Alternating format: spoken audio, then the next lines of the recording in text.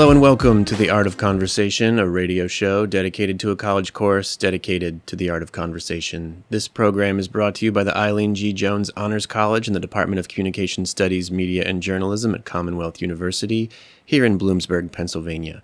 I'm your host, Eric C. Miller, Professor of Communication Studies. This show is the official radio presence of Honors 211, The Art of Conversation, a course that focuses on the ancient art of dialectic. That is, the collaborative process by which knowledgeable peers pursue the truth through focused question and answer, back and forth, what is often called Socratic discussion. After a few weeks of wading through the theory on these matters, our students spend about 10 weeks in practice, holding twice weekly 75-minute deep dives into topics and questions of their choosing. Our theme this semester is the good life in the Great Acceleration, and all of our content falls somewhere within this intentionally wide umbrella. Each week, we're talking about how to live good lives in this era of soaring economic growth, technological innovation, labor market uncertainty, political turbulence, climate change, mass extinction, and on and on and on. My guests today are Tyler and Brandon, a pair of student moderators who this week asked us to think a little bit about the benefits and drawbacks of globalization. Tyler and Brandon, welcome to the show. Thanks for having us. Yeah, thank you. Before we dive into our subject matter today, let's hear a little bit about yourselves. Where are you from? What are you majoring in? What has sparked your interest in globalization? So I'm Brandon. I'm from Pennsburg, PA, southeast PA, about an hour from Philly. I'm a finance major, freshman. I'd say my interest in globalization probably just stemmed from just a business aspect. I think it applies to a lot of things, like the job market and stocks and like a lot of stuff currently, like with the tariffs and things like that. My name's Tyler. I'm from Bellefonte. It's about 10 minutes from State College and Penn State campus. I'm currently an accounting and finance major. Brandon proposed the idea of globalization to me, and I thought, yeah, that'd be a cool topic to really look into. You kind of see it around you, but you don't really acknowledge it as much, so it was nice to dive into it as a topic. Clearly, globalization is concerned with the international flows of money from nation to nation and exchange of products and services and things like that. And both of you are interested in finance and in money, and so it's right up your alley, I suppose. Can you tell us a little bit about globalization? What does the term mean? The basic definition is like the flow of goods, products, money, people, jobs. Yeah, around the world, between countries and overseas. So is globalization the opposite of isolationism or nationalism? Definitely, yeah. Isolationism's more do everything in-house in your own country, don't have any contact really with the outside world, whereas globalization, everybody's kind of intertwined. Trade has taken place across regions, across borders, across oceans for a very, very long time. In fact, I think it's safe to say that people have been trading with one another since before we had established nation states and borders like we have now. But there was perhaps a time, if you go back far enough, when most of the goods and services that people consumed were created domestically in their country or in their state or their neighborhood, by people maybe that they knew, or they lived on food and other goods that they raised and made themselves, right? And our world is not like that at all. How old can we say globalization is? Like, what's the history here? How far back does the idea go? Probably since the start of time. I mean, I think people have traded and exchanged goods and everything. Just going back to like Europe, when they started exploring the rest of the world and going to other places for spices, for valuable resources like gold and stuff like that. No, definitely with the Silk Road, I feel is the first time we really saw that kind of globalization of the movement of people and products, and especially diseases like with the Black Plague and all that. So certainly a long history. Maybe we can even trace globalism back into colonialism, the first time that Europeans started exploring and planting their flag in different parts of the world and extracting resources. I was very confused at a point in my life hearing about European explorers traveling across the world in search of spices. I thought that was an odd thing to go out in search of until the first time I had Thai food or Indian food. You know what I mean? Yeah. It's like, oh yeah, I would sail the seven seas for this. Maybe we can situate globalization in the context of our course theme, which is, the great acceleration, the rapid increase in population growth, energy usage, economic growth, etc. since World War II. If we look back just to the middle of the 20th century, what does globalization look like since then? Or what does the trajectory of globalization look like since the end of World War II? After World War II, that definitely accelerated production and investment into manufacturing, and people came home and wanted to buy things. People just kind of had this consumer mindset after World War II. Like everybody wanted to buy stuff. People started having the jobs. More of the woman population was working, so they had money to spend. Kind of this idea of the American dream was more attainable with all like the production and stuff. At this point, I think people just consume way too much. Like it's gotten to this extent that people are buying clothes monthly, a whole new wardrobe, even weekly. I think it's really excessive, the extent that we've taken like this consumerism. Yeah, we've traced the rise of consumer capitalism back to the mid-20th century as well. And it's really kind of striking, I think, if you look at the quality of life in the United States prior to World War II versus immediately after it. Comparing, in other words, the situation around the Great Depression with that of post-war prosperity, the GI Bill, people getting educated, all of these new manufactories redirected from developing war munitions to creating consumer products, appliances, conveniences, advancements in technology, commercial air travel, international tourism, home ownership, all this stuff is so dramatically different following World War II. And I think it feeds into this discussion of what we're calling globalization. The reading that you provided us came from the Harvard Business School, and it identifies 3 benefits and 3 drawbacks of globalization. And I thought maybe we could use that as a structuring device here and kind of pick the concept apart. Let's start with the advantages first. The first one that they identify as an advantage of globalization is that it creates expansive new opportunities for economic growth. Can you speak to that a little bit? Explain how? Basically, one point is there's cheaper labor elsewhere outside of the U.S. Obviously, there's a lot of laws in the U.S. You're going to have to pay workers more than you would elsewhere. So the ability to pay people cheaper in another country, it has its pros and cons, especially like if people are being mistreated or have harsh working conditions, or, some countries where there's still slavery or even child labor, like that's not a good thing. But now the benefit with outsourcing is it usually reduces costs for these companies, so then it reduces costs for consumers. It usually is passed down to the consumers. The downside is you're going to lose out on jobs domestically if you're outsourcing all these jobs. But I think overall people are going to have more access to more resources, more goods. If you can have countries that are specializing rather than making everything themselves, Canada is going to be better at specializing in maple syrup, for example. Mm-hmm. So I think it's just more beneficial, more efficient. It allows better trade for everybody and better standard of living. Well, if you look to with globalization, it allows for the companies to invest in underdeveloped countries and kind of give them a push forward into a better standard of living. Typically, at the beginning, it's not very drastic, the change in people's lives. But if you look at China, for example, they went from being starving to the second biggest economy in the world. So their standard of living has definitely been on the rise thanks to globalization and company investment from, the West, and just being able to sell their products around the world.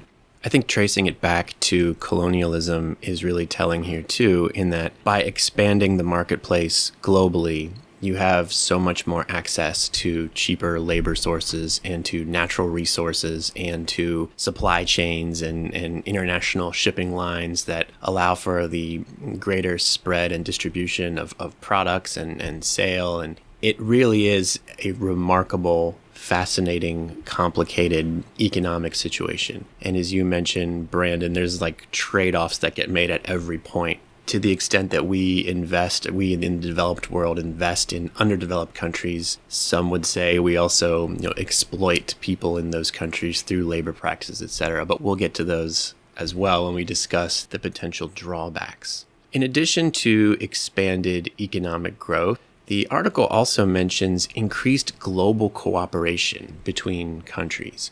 What does that mean? How are we cooperating with other nations? Definitely, globalization leads to more peaceful times. For example, China and the US, we're such big trading partners that honestly, if we go to war, it's really not worth it. I think even with recent tensions has allowed for cooler heads to prevail and to steer away from war. Without that globalization, who knows? There could be constant fighting for, like you mentioned, the resources.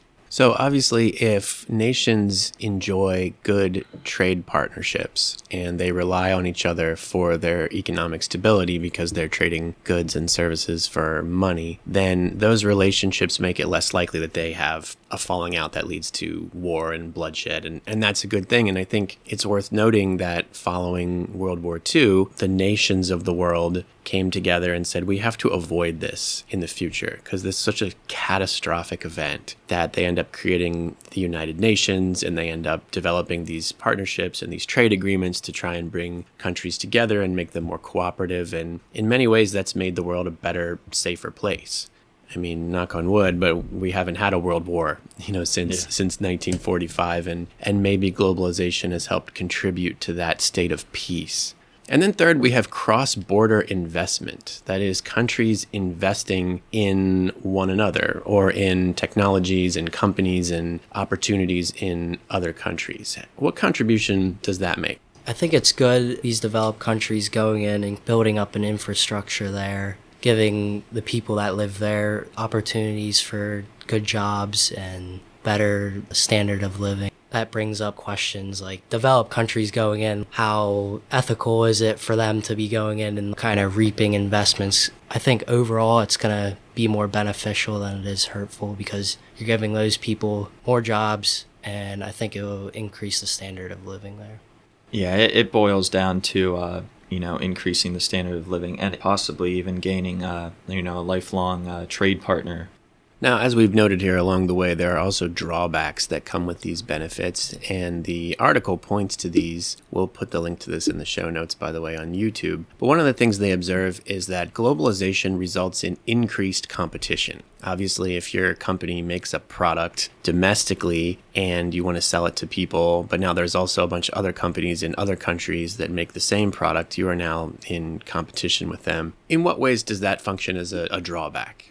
It can take away from the quote-unquote original or the higher quality one because most consumers tend to go to the cheapest option that will get the job done. That also brings up the copycats, a product that's not quite the same, but it's pretty similar, but they can do it for pennies on the dollar, like race to the bottom to outsource this product manufacturing. So whoever was proudly made in the USA or proudly made wherever, companies from around the globe can be like, oh, we can do that cheaper. And that invites competition and kind of pushes away consumers from the original higher quality to the cheap.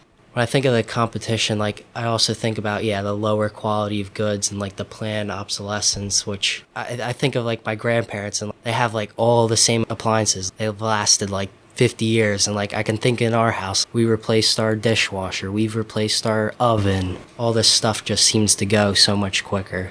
One of the key terms of capitalism is competition, and the idea that if companies have to compete with one another to make a better product or to offer it more affordably, then that will drive the market and serve consumers in the end.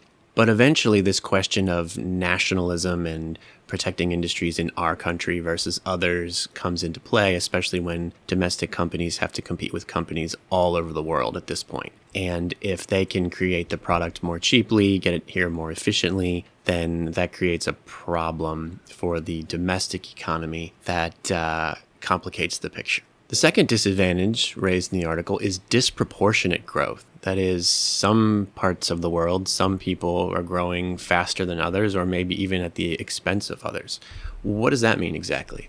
Basically, the USA and China and Russia, a lot of the more developed countries in Europe too. They already have all this infrastructure. They have the money to grow at a faster rate than these less developed countries, and it's kind of leaving them behind. Yeah, it's the big corporations you think of, like from the United States. Yes, they're investing in these developing countries, but they're gaining most of the profits from the said expansion. Like the investment into a developing country, that's only a fraction of the total profits they're gaining from that. So while, yes, the underdeveloped countries are getting that investment to hopefully increase their standard of living, it's ultimately the corporations that invest that are gaining the most benefit and growing exponentially more. It reminds me of the problem that arises anytime that Walmart is proposed in a new community in the United States, and there's a lot of concern that it will drive the local mom and pop small businesses out of business.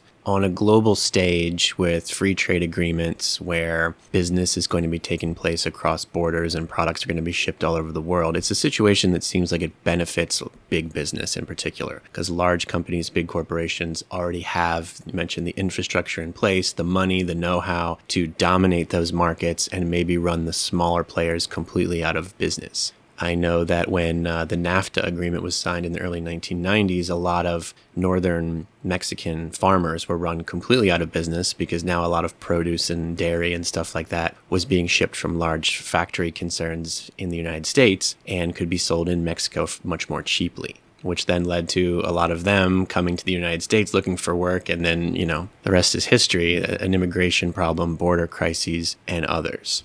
The last issue raised here in the article is near and dear to our class, of course, and that is environmental concerns. In what way is globalization harmful to the environment? Definitely with the CO2 emissions, all the pollution that happens as a byproduct of mass production. I believe that also mentioned deforestation, whether it be clearing for, say, a factory or farmland, or just simply not managing resources correctly. These underdeveloped countries, they don't usually have the same climate regulations as, say, the United States or Europe. So it can allow for that overpollution of the environment and the excess release of CO2 emissions as a byproduct of the manufacturing process. It pollutes when you produce it. It's going to pollute when you ship it in. It's just overall a very environmentally taxing process. It goes back to like the overconsumption. That is kind of a standard now. Everybody just has to have the new thing, and these companies just keep churning out more and more products. Is this the only way we can grow, keep GDP growing, is by producing more and more and more? And at some point, it's going to have such extreme effects on the environment that may not be reversible. Like, it probably cannot keep going at this rate. Well, as we discussed in class, obviously, globalization is a mixed bag. It does a lot of good for a lot of people in a lot of the world, and it also causes a lot of problems and filters into our political process. And it's difficult for me at this point to imagine a non-globalist world. And it's hard to picture, I think, what that would look like.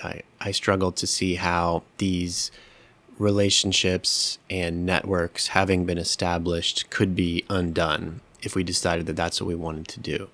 And yet, as you've alluded to a number of times this week, as we record this, President Trump rolling out tariffs against most other countries in the world with whom the United States does business, I guess as an attempt to roll back some of this and protect American businesses against this competition and some of these other issues. You're both in finance, you're both interested in business. Based on your understanding of how tariffs work and how the American and global economies have been functioning up until their unveiling, I mean, what do you make of it? Do you think this is the right move? I think they have good intents, but like with everything, usually what you intend it to do doesn't happen. For example, most of the time, if you do buy an American product, usually tools you usually see it on, it's like made in America, but with global components. So like those global components, like the steel, they're probably getting it from China or wherever. Well, that will be affected by the tariff. So that will ultimately drive up the cost for American-made products. I know the tariffs are like an incentive for manufacturers or companies to come back to America and produce domestically. There would have to be a greater incentive from the government than what is already being offered, whether that be a subsidy for companies that bring back manufacturing or a tax break. The tariffs, they're intended to drive that reinvestment into America, but like with everything, only time will tell if that really does pan out, or if they'll just go to a different country that has a less proposed tariff, and then eventually, you add another tariff. So, where do we draw the line on that, and when does it actually benefit the United States? Yeah, like Tyler said, the intent is to bring back jobs to America, bring back production, not rely on outsourcing jobs as much. I guess it's meant to reduce like our trade deficit as well. But no matter who you tax, whether it's like the consumer or the producer, they end up kind of splitting that tax evenly. Like the producers are getting taxed now with the tariffs, so when they import stuff, they're paying that tax, and it drives prices up usually because they have to offset their costs. Well, we'll keep an eye on it because it's going to impact all of our lives going forward, for better or for worse. Tyler and Brandon, thanks for joining us on the show today. Yeah, thanks for having us once Yeah, again. thank you. This has been another episode of The Art of Conversation, a radio show brought to you by the Eileen G. Jones Honors College and the Department of Communication Studies, Media, and Journalism at Commonwealth University. As always, I am your host, Eric C. Miller, and I appreciate you joining us today. We'll look for you next time.